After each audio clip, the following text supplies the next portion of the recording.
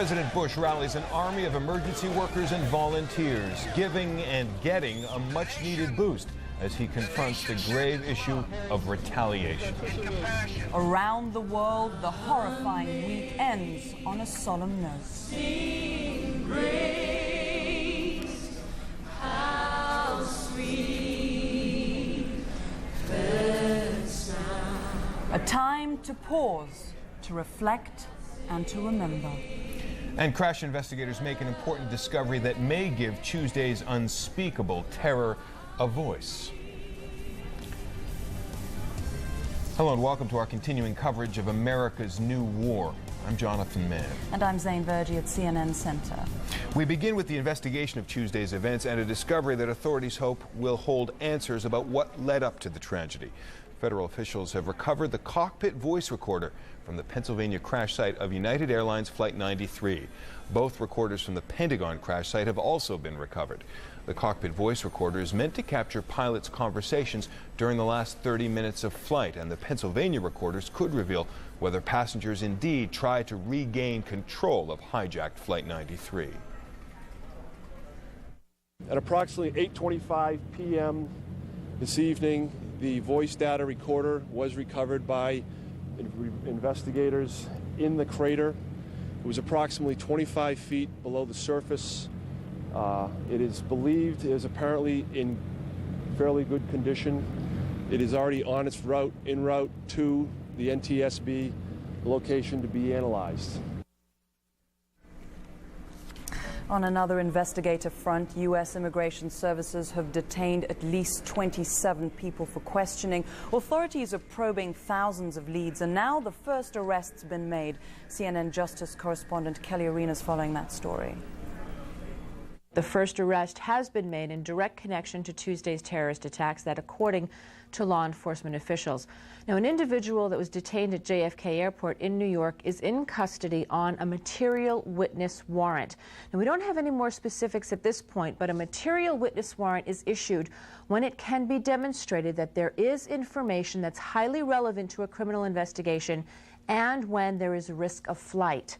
Law enforcement sources say to expect much more such arrests in coming days.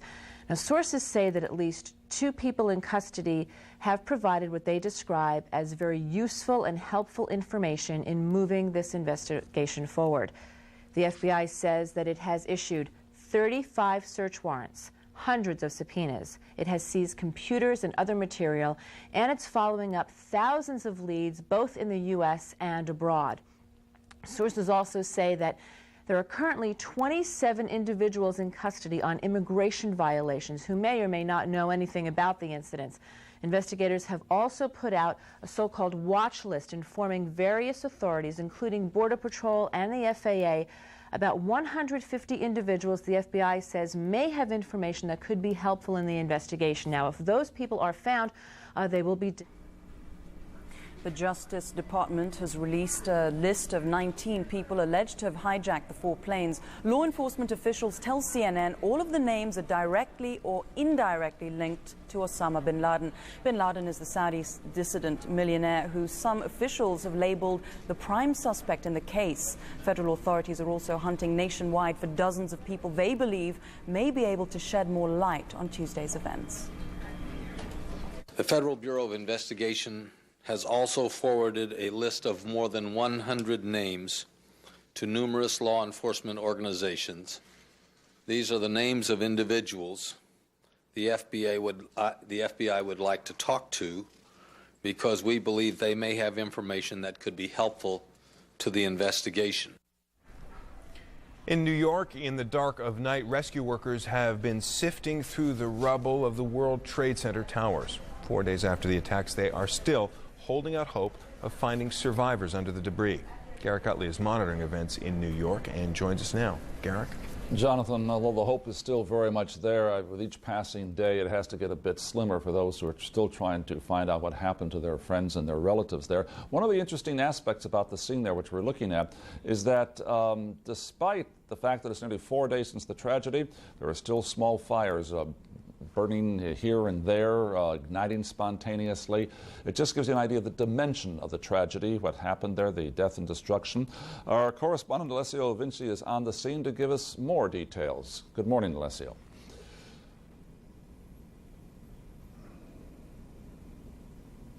World Trade Center towers once stood. Looks like a giant Hollywood set, but if the camera zooms in a little bit, no movie has been made there. Everything down there is real, extremely real, beginning with the tireless work of thousands of rescue workers determined to find somebody alive down there, but also frustrated perhaps that what they have found so far mostly are body parts and no survivors. The latest count, 185 dead people, 408 body parts, but everything here and everybody here expects that number to rise dramatically, perhaps in the thousands, and certainly thousands of body bags are at the ready here nearby. We understand as many as 10,000 body bags are ready. 4,717 are the people still missing, and the rescue workers down there determined, as I said, working 12-hour shift for long hours in trying to find perhaps even one body down there. They must believe that among those more than 4,000 people who are in there, perhaps one may still be alive, perhaps in an air pocket or underneath a big piece of concrete. There, as you can see from these pictures, the rescue workers, they're working with large cranes, but also some of the workers using their hands in removing some of the debris, because perhaps they don't want to try to spoil too much the scene. And as you can see also from these pictures, there is still smoldering, there's still a white smoke and billowing out from the debris. Understand there are some pockets of fires, perhaps down deep below, and of course still the steel and the iron is still smoldering. There is, as I said, no real hope to find any more survivors, but still the rescue workers, they are extremely determined to find and to keep digging until all the debris has been removed, and then perhaps start beginning to the final count of the casualties. More than 13,000 tons of debris has been removed so far. They have been taken from here to Staten Island using some big trucks on that island there, not far away from here. The FBI is searching through it to see any clues. I've heard just now, I'm not sure if my microphone picked it up, a small explosion. It could have been perhaps from one tire of a car that was perhaps taken over by the rubble with the collapsing tower. Back to you, Garrick. Thank you very much, Alessio. And just one sign as to how this operation organization is getting better organized. Right after the explosion on Tuesday, when the rescue work started, there were many volunteers who flooded in to help with the work. Now authorities here in New York City are saying they don't need any more volunteers. It's all organized. They have their shifts worked out, and it's going to go on for weeks and probably months to come. Zane, back to you. Eric, thank you. Well, President Bush traveled to New York on Friday for a first-hand look at the devastation left behind by Tuesday's attacks. He then headed to Camp David, where he'll spend the weekend meeting with his national security advisors and making decisions about what comes next. John King has more.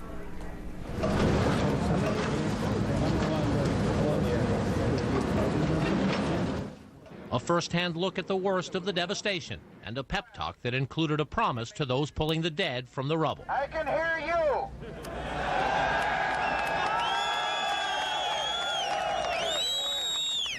I can hear you. The rest of the world hears you. And the people who knock these buildings down will hear all of us soon.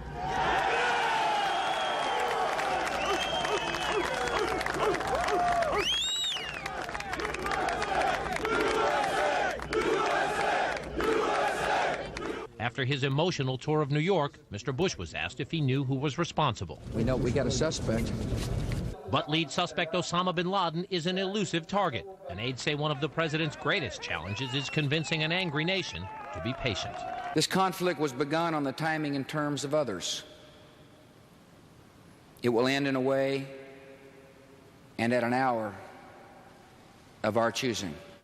Mr. Bush declared a national emergency and authorized a call-up of the National Guard and reservists. And Congress passed a resolution authorizing the president to use all necessary and appropriate force to retaliate.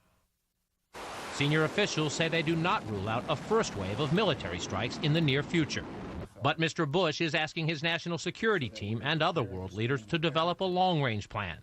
For example, sources tell CNN the president is asking the leaders of Canada, France, Germany, Britain, and other nations to do more to break up terrorist cells in their countries, and asking Saudi Arabia and other moderate Arab nations to crack down on bin Laden's financial supporters and to take a tougher line with the Taliban in Afghanistan.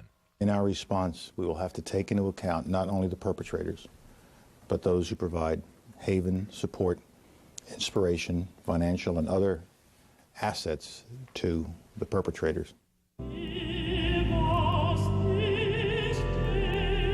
Mr. Bush also led the nation in a day of prayer and remembrance, with former presidents, the cabinet, and the Congress joining in. Grief and tragedy and hatred are only for a time.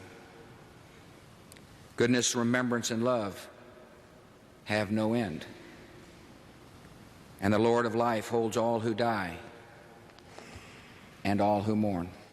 Consoling the nation is another role for a president at times of crisis, and a father who knows the strains of the job well gave his son a supportive tap. Administration sources say weekend national security meetings will focus on options for responding, and senior officials tell CNN they enter those talks with one encouraging development. Pakistan, which borders Afghanistan, has now promised to fully cooperate in any U.S. operations. John King, CNN, the White House. Well, as John King just mentioned, Congress has sped through legislation that gives President Bush broad power to use force against the attackers. The House overwhelmingly approved the measure late Friday, 420 to 1. Representative Barbara Lee, the lone dissenter. The California Democrat says military action will not prevent international terrorism against the U.S. The Senate had already voted unanimously in favor of the resolution. And President Bush declared a national state of emergency Friday, paving the way for the Pentagon to call up as many as 50,000 reservists for homeland defense. The military has already identified the first 35,000 troops to be put on active duty. Mark Potter joins us now from the Pentagon with more. Mark? Well, good morning. The Pentagon plan is to call up those 35,000 reservists to help with disaster relief efforts and also to provide support for those National Guard pilots who have been flying combat air missions around Washington, D.C. and New York, and who have also been on standby missions at 26 bases around the country. The reservists would also provide security at some of the nation's ports. Among those to be called, we are told, engineers, doctors, intelligence specialists, military police, and others. Officials say this activation could begin in just a few days, and that at first they will ask for volunteers, of which apparently there already are quite a few. We've had people who are knocking on the doors seeking to help.